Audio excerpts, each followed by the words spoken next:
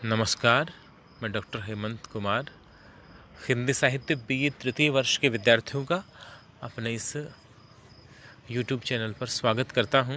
हमने सूरदास जी के व्यक्तित्व और कृतित्व पर चर्चा की है पिछले वीडियो में। आज हम हमारे पाठ्यक्रम में जो पद निर्धारित हैं उनका अध्ययन आरंभ करते हैं। सूरदास जी के सूरसागर के विषय में एक लोकप्रिय धारणा है कि उन्होंने 1.25 लाख पद लिखे और उनका जो संग्रह है वह सूरसागर कहलाता है। इसके अलावा साहित्य लहरी, सूरसारावली जैसी उनकी लीलाएं और उनकी रचनाएं हैं वे प्रसिद्ध हैं। लेकिन सूरदास जी की इस विपुल साहित्य में भगवान कृष्ण के प्रति अनुराग भाव, कृष्ण की आराधना और कृष्ण की लीलाओं के गान का जो भाव मिलता है वह अनूठा है। सूरदास की भक्ति का जो स्वरूप है वह सख्य भाव की भक्ति का मुख्य रूप से है। कृष्ण को वे अपना सखा मानते हैं, मित्र मानते हैं और मित्र की तरह ही उनकी भक्ति करते हैं। भाव प्रकाश के लेखक हरि राय हैं, वे उस जो पुष्टि मार्ग की मान्यता का उल्लेख भी करते हैं कि वे शायद कोई चंद्रकला सखी हैं, उनका अवतार है। ऐसा इस प्रकार से उनके संप्रदाय में पुष्टि मार्ग में सूरदास जी के विषय में ऐसी धारणाएं, मान्यताएं प्रचलित हैं। किंतु ये सख्य भाव वाला जो स्वरूप है वह बाद में विकसित होता है सूरदास जी की भक्ति का। इससे पहले वे भी दास्य भाव की भक्ति करते हैं, स्वयं को कृष्ण का दास मानते हैं और कृष्ण को अपना स्वामी मानते हैं। इस प्रकार उनके दास्य भाव के जो पद हैं वे उनके भक्ति के आरंभिक रूप का प्रतिनिधित्व करते हैं।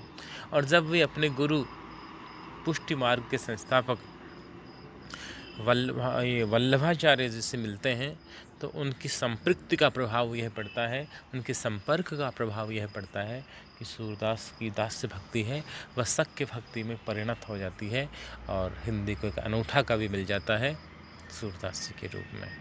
तो उनके जो दास्य भाव वाले जो पद हैं उनका अध्ययन हम प्रारंभ करते हैं। आइए, पहला पद, मेरो मन अनत कहाँ सुख पावे। जैसे उड़ी जहाज को पंछी फिर जहाज पर आवे, कमल नयन को छाड़ी महात्म और देव को ध्यावे, परम गंग को छाड़ी पियासो दुर्मति कूप खनावे, जहि मधुकर अम्बज रस चाख्यो क्यों करील फल भावे, सूरदास प्रभु काम धेनु तजी छैरी कौन दुहावे। समस्त पद में सूरदास की भगवान कृष्ण के प्रति अनन्य श्रद्धा, अनन्य भक्ति भाव अभिव्यंजित हुआ है, प्रकट हुआ है। अनन्य का मतलब है अन्य, अन्य यानी दूसरा, अन्य यानी नहीं, अनन्य यानी कोई अन्य नहीं, कोई दूसरा नहीं है, जबकि दूसरे के लिए कोई स्थान ही नहीं है। कृष्ण को छोड़कर और सूरदास को अन्य किसी की भक्ति, अन्य किसी की उपासना प्रिय नहीं है। सूरदास कहते हैं, मेरो मन अनत कहाँ सुख पावे। हे मेरे आराध्य, हे मेरे भगवान, हे मेरे गोपाल, हे मेरे श्याम, मेरो मन अनत कहाँ सुख पावे। अनत यानी अन्यत्र, अनत शब्द बना अन्यत्र से, अन्यत्र मतलब दूसरी जगह। हे प्रभु, आपकी भक्ति छोड़कर, आपका ध्यान छोड़कर, आपके चरण कमलों में रति प्रेम छोड़कर मेरा मन और कहाँ सुख पाएगा। मेरो मन अनत कहाँ सुख पावे। हे प्रभु, संसार में जो विभिन्न प्रकार की साधना पद्धतियाँ प्रचलित है, सूरदास जी के ज़माने में भारत में धर्म के क्षेत्र में विभिन्न मतवाद प्रचलित थे। और वे अलग अलग साधना पद्धतियों से, अलग अलग देवों की उपासना से ईश्वर को पाने का मार्ग होने का दावा किया करते थे। तो सूरदास जी ने कृष्ण भक्ति के पथ को चुन लिया। कृष्ण में ऐसे लीन हो गए कि अन्य प्रकार की साधना पद्धतियाँ सूरदास जी को कभी ग्राह्य नहीं हुई। सूरदास उसी को व्यक्त कर रहे हैं, मेरो मन अनथ कहाँ सुख पावे। हे प्रभु, मेरा मन आपको छोड़कर और अन्य जगह कहाँ सुख पा सकता है। जैसे उड़ी जहाज को पंछी फिर जहाज पर आवे। उदाहरण दे रहे, उदाहरण अलंकार है। जैसे उड़ी जहाज को पंछी, जैसे समुद्र में जहाज चलता है और जहाज पे कोई पक्षी बैठा हो तो उस जहाज से पक्षी उड़े तो समुद्र तो अथाह है, बहुत विस्तृत है। अब पक्षी को दूर दूर तक समुद्र के ऊपर आकाश में उड़ेगा, लेकिन उसे बैठने के लिए कोई पेड़ नहीं मिलेगा, कोई पहाड़ नहीं मिलेगा, कोई ज़मीन नहीं मिलेगी। और थक हार कर अंत में वह वापस जहाज पर आकर बैठ जाएगा और कोई आश्रय मिलेगा ही नहीं। उसी प्रकार से सूरदास जी कहते हैं कि हे प्रभु, मेरो मन अनंत कहाँ सुख पावे। मेरा मन आपकी चरण कमलों को छोड़कर, आपकी आराधना को छोड़कर और कहाँ सुख पा सकता है। मेरी स्थिति उस जहाज के पक्षी की तरह है जो उड़ता है जहाज से अन्य किसी ठोर की तलाश में, अन्य किसी जगह की तलाश में, किंतु कोई सहारा न पाकर, कोई जगह न पाकर और अंत में वापस उसी जहाज पर आकर बैठ जाता है। उसी प्रकार से ही प्रभु, मैंने अपने उद्धार के लिए, अपने सुख के लिए कई साधन अपनाए, लेकिन सब व्यर्थ गए, सब अर्थहीन रहे और मैं पुनः आपकी शरण में आ गया। और अब मैंने ये निश्चय कर लिया है कि आपको छोड़कर, आपके चरणों के ध्यान को छोड़कर मुझे और कोई मार्ग तलाशना नहीं और किसी पथ पर पड़ना नहीं। कमल नयन को छाड़ी महात्म। कमल नयन, जिनके नयन कमल के समान है, कृष्ण। हे प्रभु, भला बताइए तो सही, कमल नयन को छाड़ी महात्म। महात्म यानी महात्म्य, महत्व, महिमा। हे कमल जैसे नयनों वाले कृष्ण, आपके महात्म्य को सुन करके, आपके महात्म्य को छोड़ करके और देव को ध्यावे, और देवताओं को, अन्य देवताओं को कौन ध्याएगा। और जो ध्याएगा वह मूर्ख होगा। प्रभु, हे कमल जैसे नेत्रों वाले कृष्ण, आप कृपालु कितने हैं, आप दयालु कितने हैं।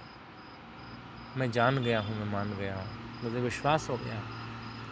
फिर आपकी महिमा को छोड़ करके, कमल जैसे नैन वाले कृष्ण को छोड़ करके और अन्य किसी देवता की उपासना करेगा कौन। और जो करेगा वह, सूरदास जी कहते हैं, मेरी दृष्टि में दुर्मति है, मूर्ख है। कृष्ण को छोड़कर किसी अन्य की उपासना करना उसी प्रकार से मूर्खतापूर्ण है जैसे परम गंग को छोड़ पियासो दुर्मति कूप खनावे। कोई प्यासा व्यक्ति है, वह गंगा को छोड़ करके, परम गंग को छोड़ पियासो, पतित पावनी गंगा, निर्मल गंगा को छोड़ करके और कोई प्यासा व्यक्ति है, वह यदि कूप खनावे, कूप यानी कुआं, खनावे यानी खुदाता है, कुआं खुदवाता है, तो ऐसा व्यक्ति तो दुर्मति कहा जाएगा, मूर्ख कहा जाएगा, बुद्धिहीन कहा जाएगा। प्रभु, आपको छोड़कर अन्य किसी देवता की उपासना करना भी इसी प्रकार से मूर्खतापूर्ण कृत्य होगा। सूरदास को संतोष नहीं हुआ। फिर दूसरा उदाहरण देते हैं। जिहि मधुकर अंबुज रस चाख्यो।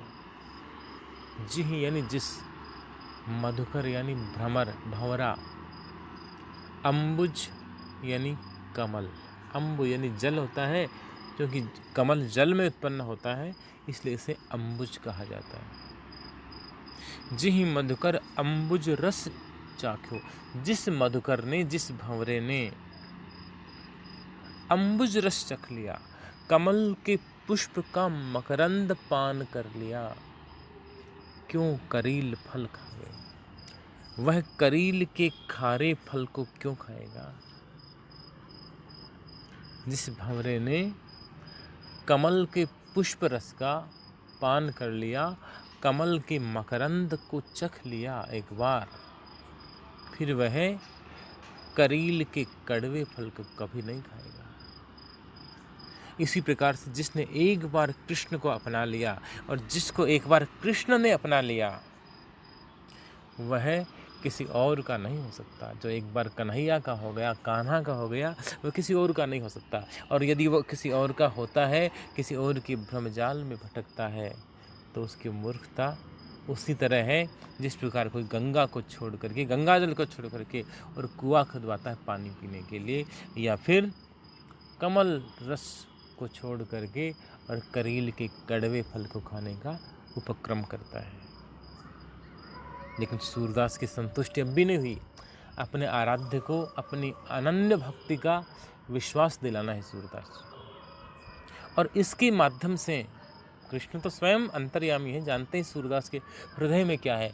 वास्तव में तो सूरदास को इस पद के माध्यम से जो अन्य भक्त हैं, अन्य साधक हैं, जो अन्य ईश्वरानुरागी लोग हैं, उन्हें विश्वास दिलाना है कि मेरी कन्हैया की शरण में आ जाओ, मेरे श्याम की शरण में आ जाओ। अन्य जो व्यर्थ के आडंबर हैं उन्हें त्याग दो। सूरदास इसलिए एक और उदाहरण देते हैं कि प्रभु आपको छोड़कर अन्य किसी प्रकार की उपासना पद्धति को, अन्य किसी देव की उपासना करना, ये कैसा मूर्खतापूर्ण काम है। जैसे सूरदास प्रभु काम धेनु तजी, छेरी कौन दुहावे। काम धेनु, धेनु गाय होती है, और काम धेनु स्वर्ग में देवराज इंद्र की गाय है, जो सब प्रकार की कामनाओं को, इच्छाओं को पूरा करती है। जो कामना करोगे वह मनोकामना पूर्ण कर देगी, इसलिए उस गाय का नाम है कामधेनु।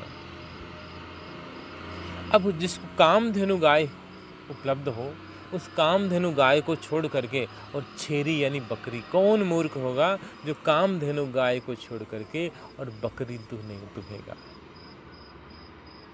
कामधेनु, अम्बुज रस और गंगा, ये तीनों उपमान हैं, ये कृष्ण भक्त के प्रतीक हैं।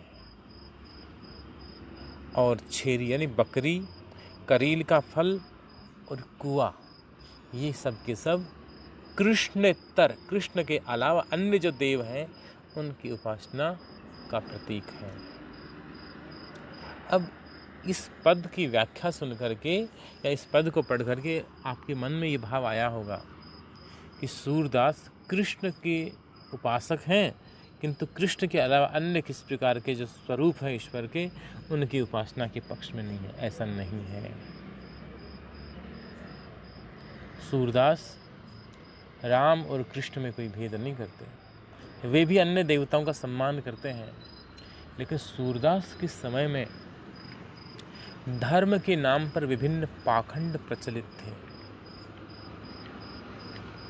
और उन्होंने विभिन्न प्रकार के देवियाँ परिकल्पित कर रखे थे। लोगों ने, स्वार्थियों ने, इनकी बलि चढ़ानी होती थी, पता नहीं क्या क्या करना पड़ता था। कई प्रकार के तंत्र मंत्र, कई प्रकार के दंड फंद करने होते थे, और जनता को वे जो कुछ स्वार्थी तत्व थे, वे धर्म के नाम पर ठगने का प्रयास करते थे। सच्ची भक्ति जो मन में सात्विक भावों को जगाए, मन में अच्छे भाव जागृत करे, ऐसी चीज़ें वे नहीं थी। तो वास्तव में सूरदास तो राम की उपासना करते हैं, निर्धन के धन राम, सूरदास ही लिखते हैं। तो ऐसा नहीं कि कृष्ण के अलावा अन्य जो देव रूप है, दिव्य रूप है, चाहे वह विष्णु के अवतार हों, सूरदास उनका विरोध करते हैं, ऐसा नहीं है।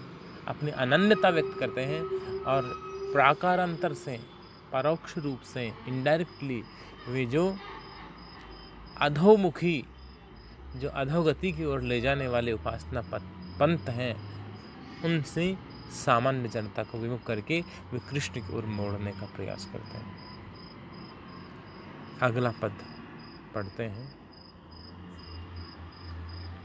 अविगत गति कछु कहत न आवे, जूं गूंगे मीठे फल को रस अंतर्गत ही भावे, परम स्वाद को सब ही सो निरंतर अमित तोष उपजावे, और मन वाणी को अगम अगोचर सो जाने जो पावे, रूप रेख गुण जाति जुगत बिनु निरालंब कित धावे, और सब विधि अगम विचार ही ताते, सूर सगुन लीला पद गावे।